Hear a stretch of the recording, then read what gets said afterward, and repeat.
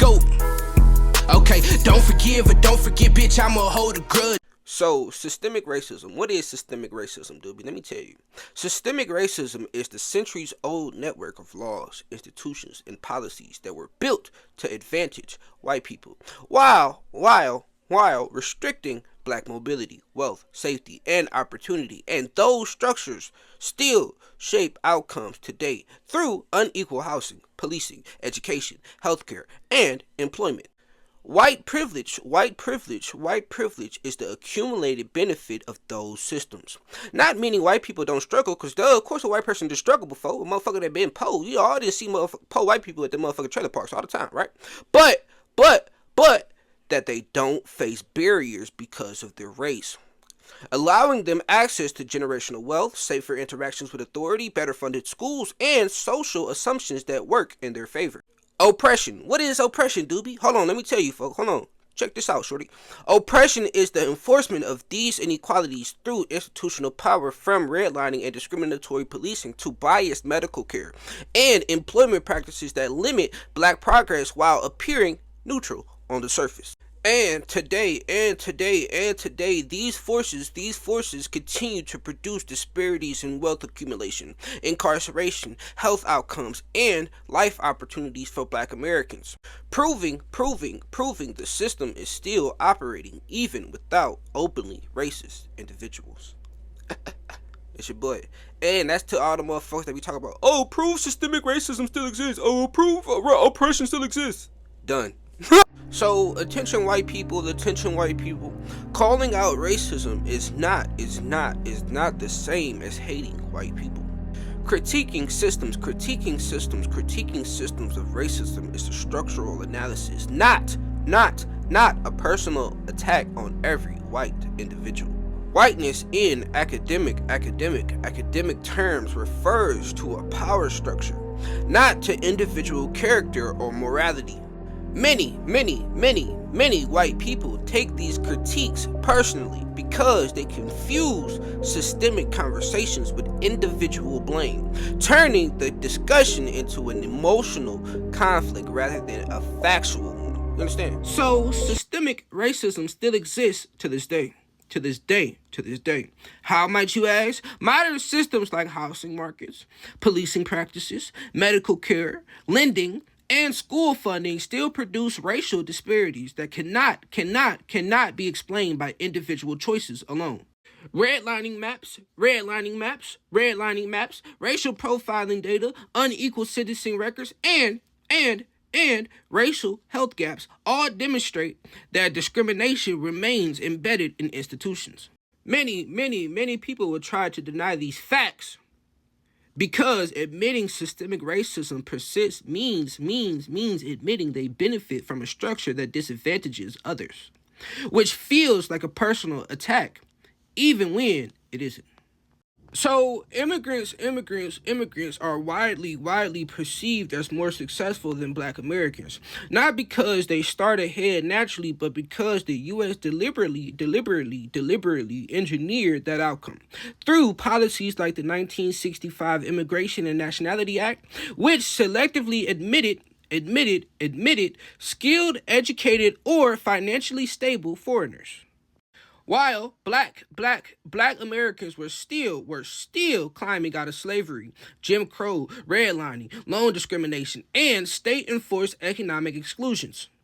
Banks, the SBA, and city government strengthened this hierarchy by systemically denying black entrepreneurs capital, while offering immigrant groups favorable loans, tax incentives, and commercial access, especially in black neighborhoods, creating an economy where black dollars fuel businesses that black residents were blocked from owning.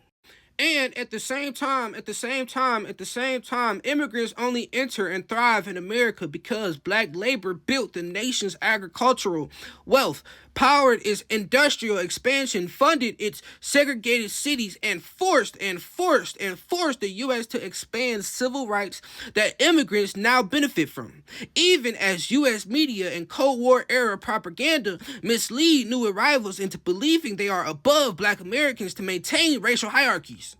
This system makes immigrants appear to rise faster, while Black communities face barriers intentionally designed to keep us at the bottom.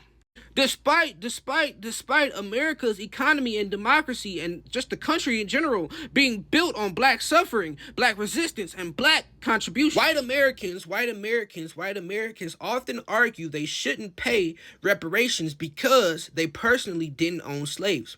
But this ignores the reality that America as a whole still benefits from centuries of racial wealth theft. From slavery in 1619 through 1865 to convict leasing and Jim Crow in 1865 through 1965 to redlining and mass incarceration that still continues today. Yet, while claiming reparations are too expensive, the U.S. government spends trillions annually on things taxpayers never voted on. Billions of dollars go to Jewish people in reparations every single year almost for no reason. $877 billion on the military in 2022 alone. Billions in foreign wars in Iraq and Afghanistan. Subsidies to big pharma and agribusiness. And even covert funding of cartels during operations like Iran-Contra. The truth is America has always had the resources to repair the wealth gap. Black Americans were promised 40 acres and a mule in 1865 per Special Field Order number 15 and then stripped of it almost immediately. But white people refused reparations because paying them would mean finally acknowledging and correcting the very foundation of its economic system. It's your boy.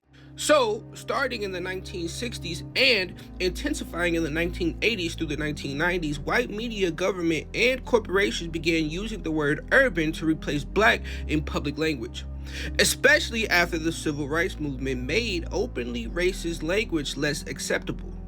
Terms like urban culture, inner city, and at-risk youth became coded ways to refer to Black people without naming race, allowing institutions to target, police, or profit off Black communities while avoiding accountability for anti-Black policies like redlining, mass incarceration, or school segregation. By the early 2000s, industries like music, fashion, and advertising adopted terms like urban market, urban contemporary, streetwear, and hip-hop culture to commercialize Black creativity for white audiences, turning Black identity into a product while erasing the people behind it. This coded language became a tool to profit from Blackness while silencing Black voices, allowing systemic racism to continue under sanitized terms. You understand? It's your boy. So have you ever seen those old signs that said "Don't let the sun set on you" here? That wasn't just the South. Thousands of sundown towns across the Americas banned Black people after dark. It's why some of us still get nervous driving through small towns at night to this day. Historian James Loewen documented over 10,000 sundown towns nationwide. And the police and white residents enforced curfews through violence. Some suburbs quietly kept those policies for decades, and housing covenants carried that racism into the modern day. So did you know that the United States was only able to recover from the Great Depression because of foundational Black Americans and other Black communities, of course, but because we were the only ones who still had actual cash on hand. Since racist laws and redlining kept us from using white-owned banks, our people built powerful, self-sustaining economies that operated outside of the system. And in the decades following slavery, Black America became one of the most successful economic forces in the nation, creating thriving towns like Greenwood, Black Wall Street, Rosewood, Florida, and Durham's Black Main Street, and over 60 plus successful Black towns that were all destroyed around the same time of the Great Depression. But instead of support, the government and white mobs bombed, burned, and massacred these communities. Using federal housing acts, black codes, redlining, and urban renewal to legally steal land, erase generational wealth, and funnel our resources back into a collapsing white economy. As documented by historians like Dr. Alfred Brophy per Reconstructing the Dreamland and the Federal Archives. It's your boy. So they didn't just trap us with laws, they used maps as well. In the 1930s, the government drew red lines around black neighborhoods, calling them high risk. No loans, no investments, just decades of poverty, by design, of course. HOLC and the FHA maps denied black families mortgages, even if they had perfect credit. Those same neighborhoods were starved of funding, schools, and jobs. You can overlay those 1930s maps on 2025 data and still see the same poverty zones to this day. It's your boy. So Jim Crow wasn't just segregation. Not at all. It was a government-enforced terror system, laws that told you where to live, eat, learn, and love, backed by mobs, courts, and cops. It wasn't the South's past, it was America's policy. And from 1877 through 1965, Jim Crow laws enforced racial apartheid. Black people faced arrest for sitting in white areas, voting, or looking disrespectful. Lynchings were the police before the police, and those who fought back were labeled criminals. It's your boy. So when the 13th Amendment ended slavery, it left one loophole.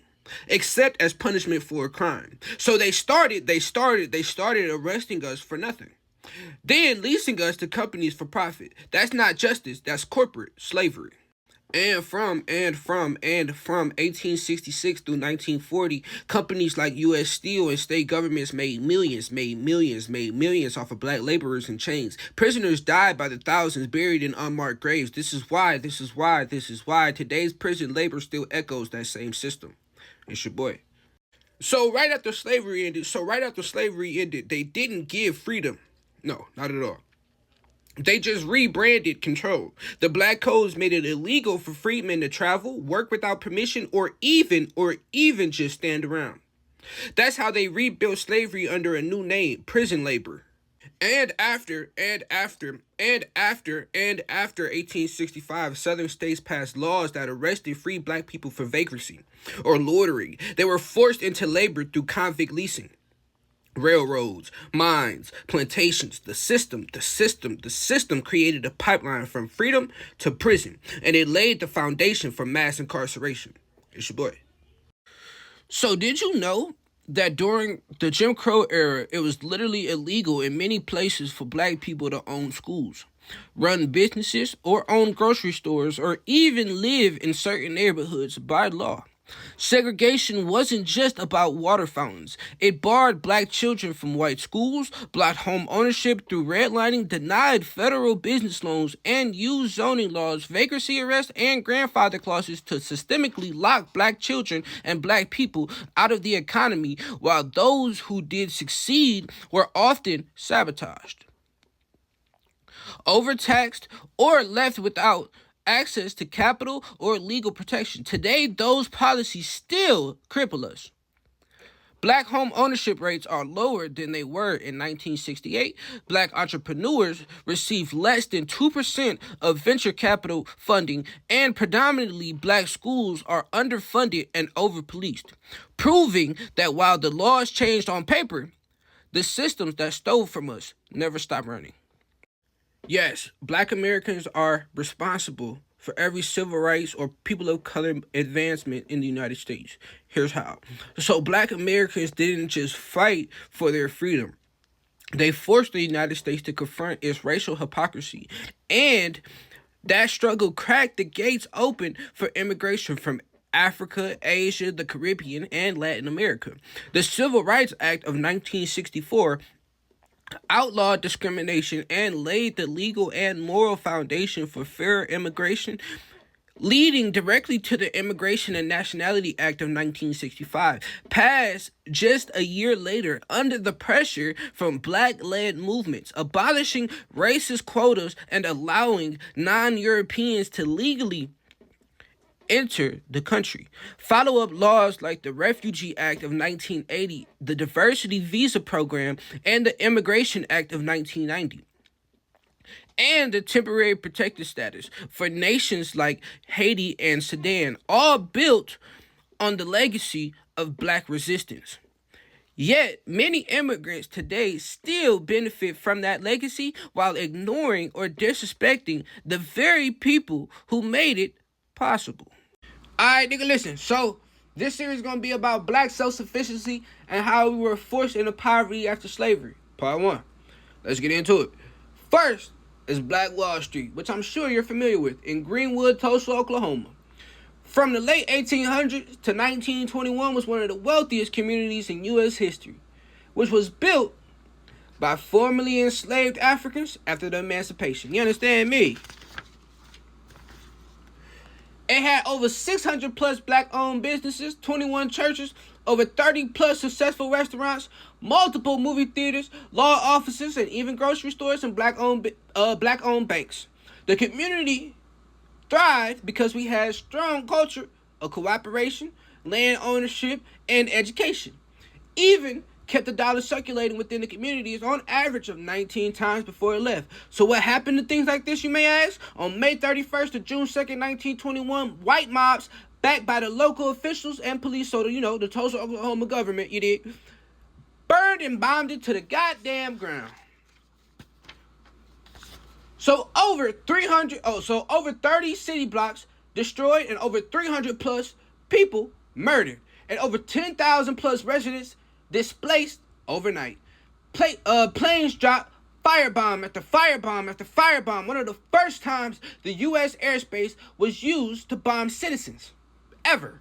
Not just here in the United States, but ever. Genuinely, ever. So they use black people in communities as practice for what they do to people in the Middle East. And even they go around acting like they can't nobody relate to their struggles. When black Americans was the first ones to go through it. Again, black Americans can relate to everything and everyone's struggle because it was done to us first. And also, we didn't get no insurance claims. We didn't get paid out $1. We didn't get no reparation like you motherfuckers in Iran or Iraq, whatever the fuck. Survivors were forced into internment camps, and generational wealth was taken away forever. You understand me, nigga? Forever. Go. Okay, don't forgive or don't forget, bitch, I'ma hold a grudge.